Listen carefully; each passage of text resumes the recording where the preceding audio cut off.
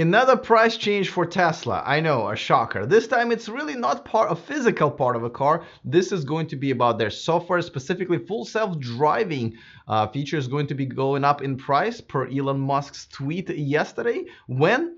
By how much? Is it really going to be worth it? Because it's kind of getting to like almost a third of a car, especially we're talking about the base version of the Model 3. I'll try to answer all of those questions coming up next.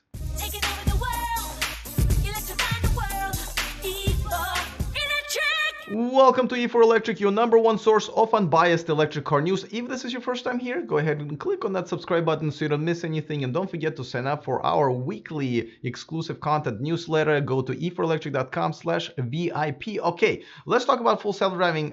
It's been, I've been a big critic of it because once they switched from 1.0 to 2.0, the features went back down into almost nothing. It took them almost 2.5 years to get them back to the 1.0 levels, but now that they've developed they got that under control.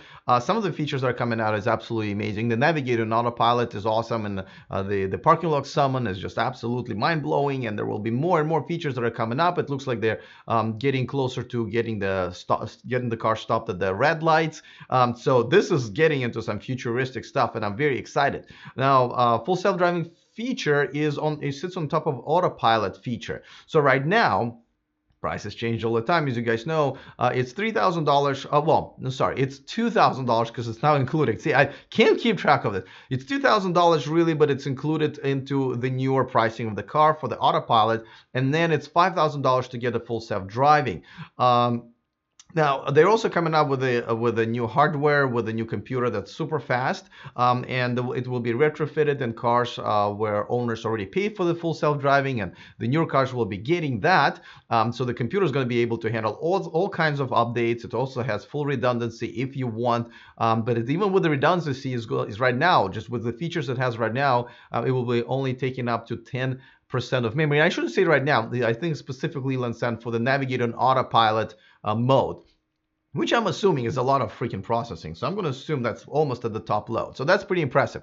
Now, the thing is about the $5,000 is that, early adopters were buying this feature knowing that they're probably not going to get it for a while, but they were promised that they will be getting a good deal because in the future it will go up. Well, instead of going up, it actually went down to $3,000. A lot of people said, wait a second, you can't be screwing a first adopter and breaking your promises like that. So Elon decided to reverse his course and go back to $5,000 as far as the full self-driving feature is concerned. But no refunds were offered to the original full self-driving software owners, which I think would have been the right thing to do. All right, so now we're coming on to today, and so Elon announced that the prices are going to go up. So let me show you a couple of tweets that he tweeted yesterday, and we're going to break that down in just 1 second. Quick reminder that this video on this channel is sponsored by Byton. Check out this all-new M-Byte, the all-electric SUV coming to Europe and here United States, starting at only $45,000, plenty of range, and most importantly, you can reserve it at no cost. Go to Byton.com right now or browse to the description of this video and reserve your Byton today. Before the line is way too long, by the way. I think this is going to be an amazing car, so I would reserve yours like literally right now. Anyway, so let's move on to Elon's tweet. This is what he said. Please note that the price of Tesla full self-driving option will increase substantially over time. Very vague, right? But okay, so then somebody said, well, as in a few $1,000s increase, something like 3,000. And Elon said something like that. Okay, let's break that down. First of all, when it comes to pricing, I really just stop. I'm just not going to even participate. I just don't believe him. I just don't believe him. I believe it's going to go up, but then is it going to go down? Maybe. Is it going to go up again after that? Possibly. So this price changing are extremely just annoying.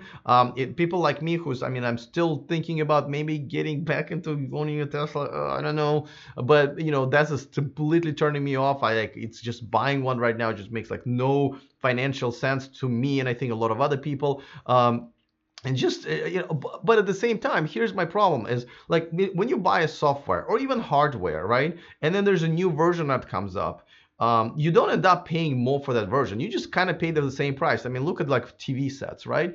Oh, you want a big screen TV? Okay, well, it's going to be about like $1,000, right? Now, 3 years later, it's going to be 4K and this and that, but it's still going to be $1,000 because you just pay the same price and the technology goes up. This is what it should be happening, but full self-driving as a package is what it is, where you buy it right now and it's going to be improved over the time. So why the price is going to be going up as well, I'm not quite sure. Now we're going to break it down in a second, because there's a problem with going up and down with the price or keeping it the same. Now there's another tweet I want to talk about. Is the catalyst for all of this is that on April 22nd, and there's going to be Investor Autonomy Day. And this is, Hemel says, Tesla will free investors from the tyranny of having to drive their own car. I'm sure they're all going to be driven in Ubers and executive sedans to the event, but that's besides the point. We get it. It looks like there will be some amazing features unveiled there. Obviously, it's going to be up to regulators to kind of let it out there. And of course, my biggest problem with these self-driving features is that you still have to keep your hands on the wheel, eyes on the road. And by the way, the latest update, if you haven't gotten it, you really we were driving with Eli of my Tesla adventure, and he's got a segment on the show called Supercharge every Wednesday. We were just driving from his Tesla takeover event in Central California, and I was driving, and I really kept my eyes on the wheel at all times, and it still ended up complaining if I wasn't like yanking it every minute. So just really annoying. And this is not regulations force, right? This is Tesla that's been kind of limiting self-limiting that feature. So to me, it's useless if I have to do that, but a lot of people are still very excited, and it's very much useful to them. Just a note about that. Now, I'm curious to see. I don't know if I'm going to attend. I'm not an investor, but I might be a guest of an investor. So we'll see how that's going to go. If I attend, obviously, I'll let you guys know. But it does seem like they're making a humongous step forward this year, and it's very exciting. But let's talk about positives and negatives of increasing the price of something that's essentially a software product. All right, so obviously the positive here, and it is the fact that it's just absolutely amazing what they've done with the Autopilot. The fact that their computer is able to calculate just so many more processes within a second, whatever you want to call it, just the processing power, because there are tons of cameras. Obviously, it has to be processed in full HD, analyze it, and now there are more and more features. Obviously, have to do way more calculations. All of this absolutely amazing and unbelievable, and things that I've been seeing. And I've been a skeptic for a while, right?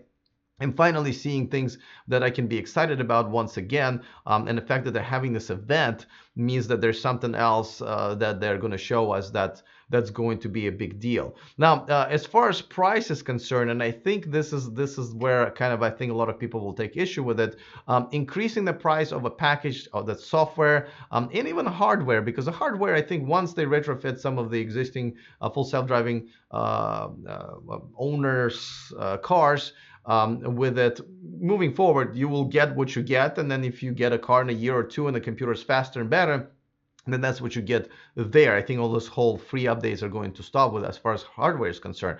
But for software, like, listen, you're already paying $2,000 for the Autopilot. Now you're paying another $5,000 for the self-driving. Now that's full self-driving. That's $7,000. So if it's going to go up by $3,000 like they've promised, that we're talking about $10,000.